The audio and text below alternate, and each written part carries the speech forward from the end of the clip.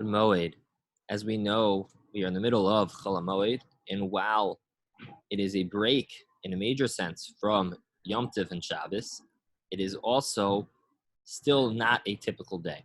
Chol Hamoed, in fact, is quite a difficult balance to strike. It has some aspects of Kedusha and Yom Tov, although it is not quite at the same level of Yom Tov, as evidenced by the lack or the additional exceptions from performing melacha. There is still a prohibition of doing melacha on Yom Tov. However, there are 5 basic categories which Chazal deemed as exceptions from the melacha, which are allowed to be performed on Chol Hamoed.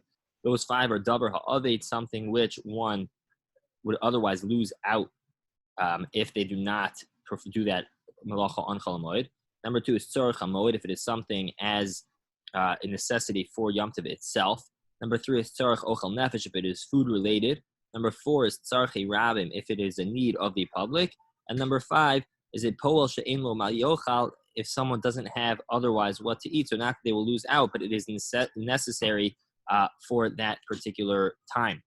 Additionally, beyond just the Isra Malacha that remains in place, and as mentioned, there are exceptions, but that still means it is not a free-for-all, and there are certainly situations in which we need to be careful not to refrain from unnecessary melacha.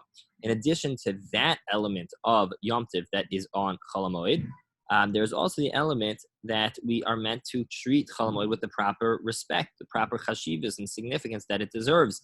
And as the Mishnah Berurah already writes, the Chabit Chol Hamoed b'machal of a mishto b'ksus nikia, that one should have better food and drink and clean clothing and the like on Chol Hamoed, and it's not any other weekday. One is meant to have additional seudos, additional improved food and clothing, and treating the days with respect. Mishnah Berurah indicates that there would be also a mitzvah to drink wine, basar b'yayin, which we know are a mitzvah of Simchas Yom Tov, also would apply, according to the Mishnah Berurah, to Chol Hamoed as well.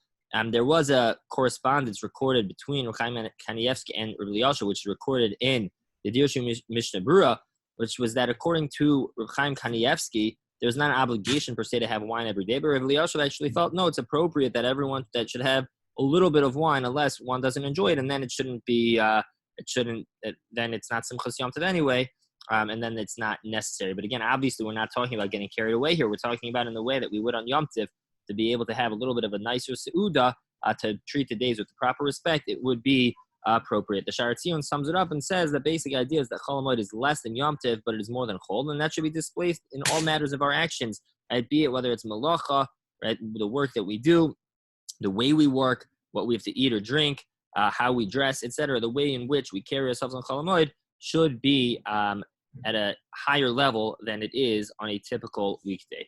Wishing you all a good Shabbos, a good Moed, and a good Yom Tov.